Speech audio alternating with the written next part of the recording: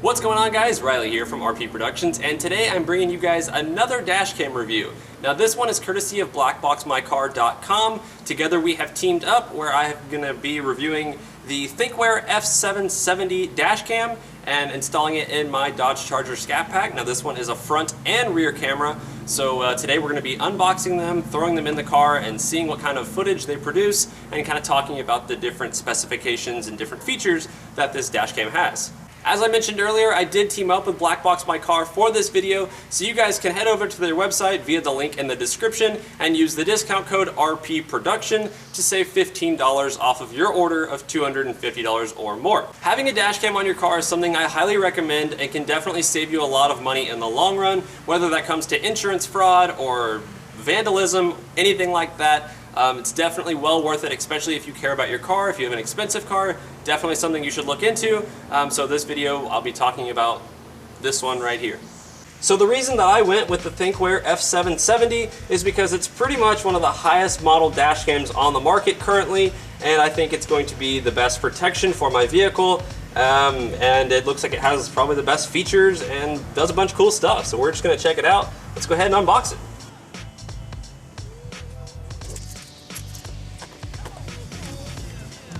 Alright, so inside, right off the bat, first thing you see is the dash cam itself, which is pretty comparable to an iPhone. I have an iPhone 6. There's a sizing for you, so pretty close, a little bit smaller. But overall, you know, it's a lot smaller than I actually thought it was going to be, so let's go ahead and pull it out. So here is the unit itself. As you can see, the lens right here, very small actually. The whole unit itself is very small. You have all these different buttons here that correspond to different things going through the menu settings. You'll also have some illuminating lights that tell you the Wi-Fi is enabled or the GPS is enabled. So if you've noticed, this specific dash cam does not have a screen on it, but what it does have is an app. Now you can pretty much control this whole entire thing from your smartphone, so we'll get to that a little bit later, but that's one of those cool things that I thought was like, wow, that stands out, and so that'd be cool to play with. Moving on to the rest of the box, we have user's guide, we have some customer service information, we have all the wiring, which looks like it's pretty plentiful. A 3M adhesive pad. Now this one is not a suction cup mount, so it's more of a permanent solution to mounting your dash cam, so you'll use this double-sided 3M tape to mount it to your windshield. Here's a smaller one. The box also provides these little holders where you can run the wires, make it look nice and clean. And right here we have a 32 gigabyte class 10 micro SD card.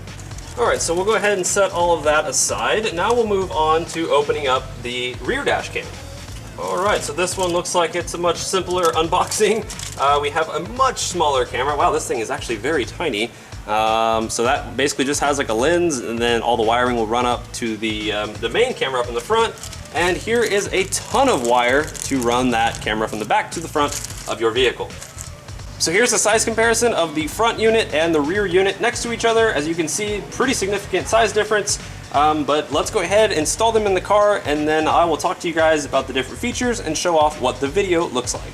So it's now approximately 2 weeks after I filmed that initial portion of this video, and throughout these past 2 weeks I've been using the dash cam very happily. I haven't had any problems, and it has been just perfect. I really can't wait to show you guys how this dash cam performs. I think you guys are really going to like it. Now before I show you what it looks like on the interior of the car, I will go ahead and show you what it looks like mounted here on my windshield. So that right there is the unit, which is pretty undetectable to most people that just walk by your car. I mean, obviously my radar detector stands out much more, but really people will probably just think that it's part of the car and they won't second guess anything about it. You really don't notice it unless you are looking for it.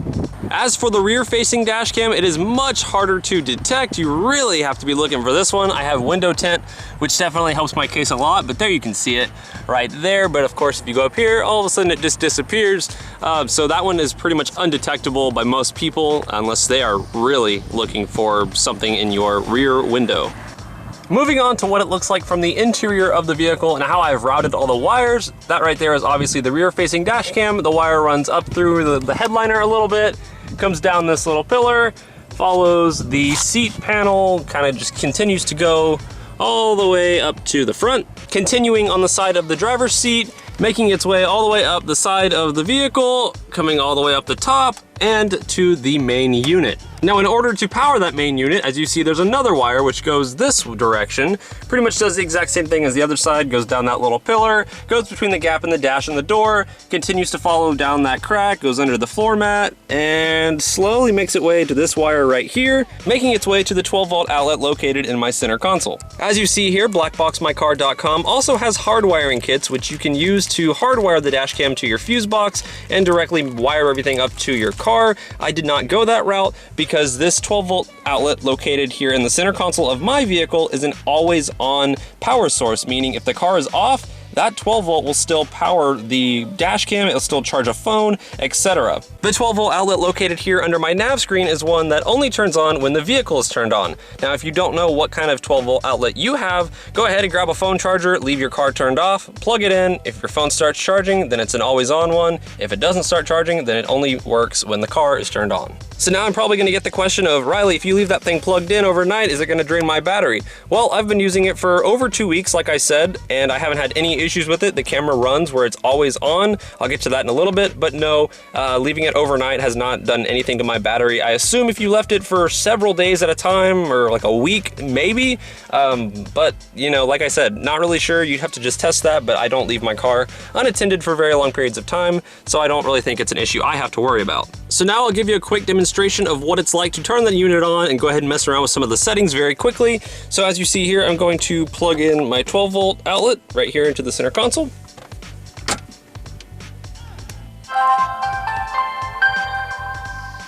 Continuous recording will now start. GPS connected. So one really cool thing about this dash cam is it will actually give you verbal commands of what it is doing, and they're actually very helpful. At first I wasn't sure if I'd like my dash cam talking to me, but I actually really like it, and I think I'm kind of spoiled by it now. So when you first get yours, obviously you're going to format your SD card, which is something I have already done. Now I'm going to press the Wi-Fi button. Wi-Fi enabled. And we're going to pull up my iPhone, which is now connected to the dash cam itself. Go ahead and scroll over here to the Thinkware app.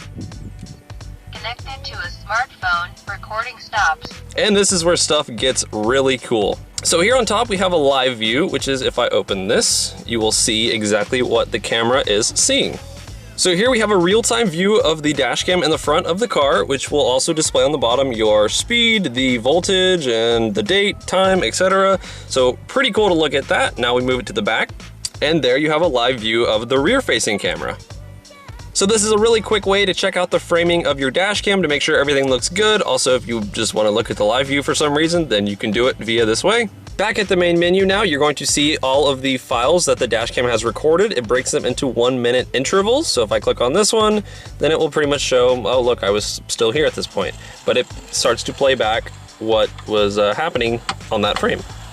So this is a super convenient way of going back into your files, and if you need to grab something, then you go over here, you hit this button, you're gonna hit download, and then you would export it, and then all of a sudden, boom, you have your file back into your like photos and stuff in your phone.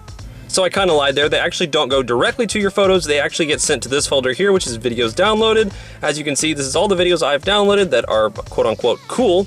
And so like this one, for example. This is me driving down the road one night following a McLaren 570S, which here's the video of that.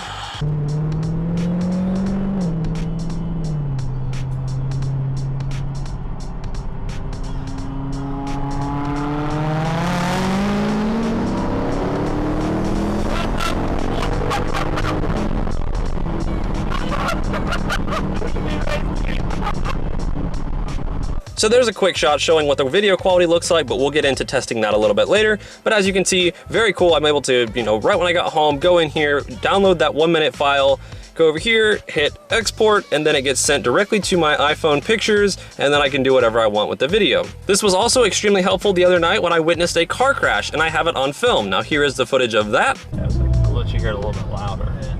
Oh, God shit. damn. Yes. Whoa, did that just happen? Dude, the trunk space in that car just got even smaller. I have a dash cam of that. Yeah.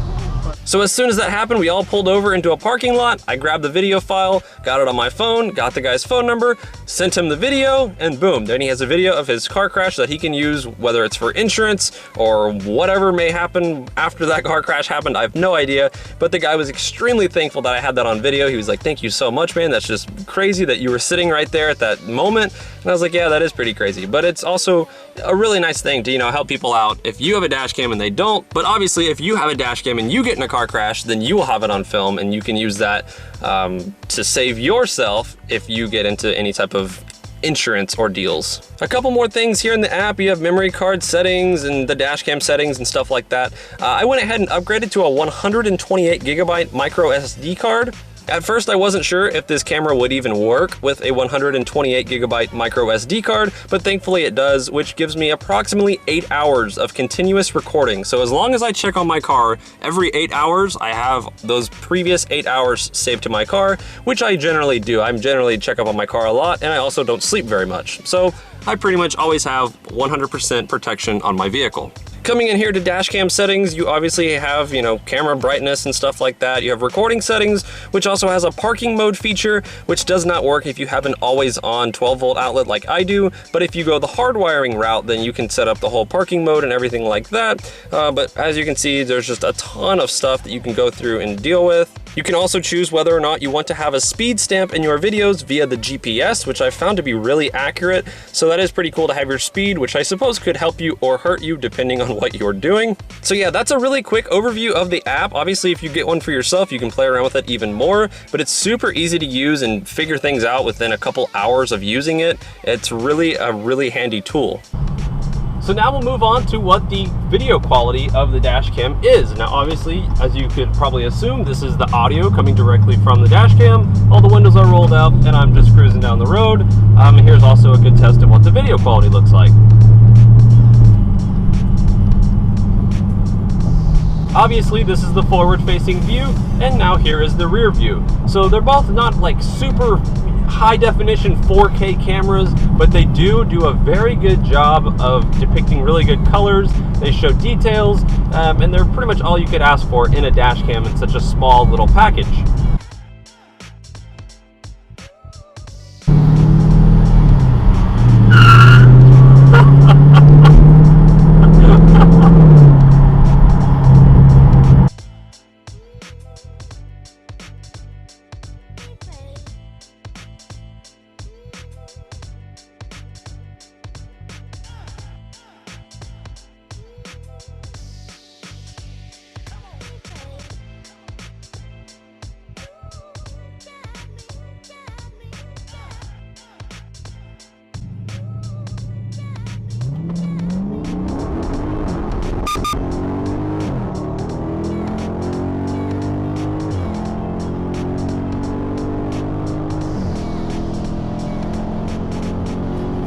One more thing before I go, the SD card slot is located right up here, which is kind of a difficult place to reach, which is why I have this pocket knife out.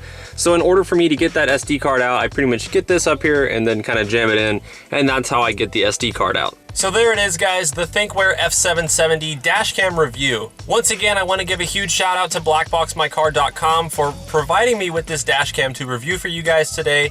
Definitely go check out their website. They have a lot of dash cams to choose from, but I can honestly say after owning this one, I'm extremely happy with it and I would highly recommend it. If you want to take my word for it, you really don't need to shop around. Honestly, buy the F770 from Thinkware. It is a great dash cam. I haven't had any problems with it. It has done everything I want it to do and more. It's super easy to learn. I would definitely recommend buying this one. RP approves. So as always, the links will be in the description below where you can go buy one for yourself, and don't forget that RP Production discount code for $15 off. But thank you guys for watching this video. I will see y'all in the next one. Take it easy.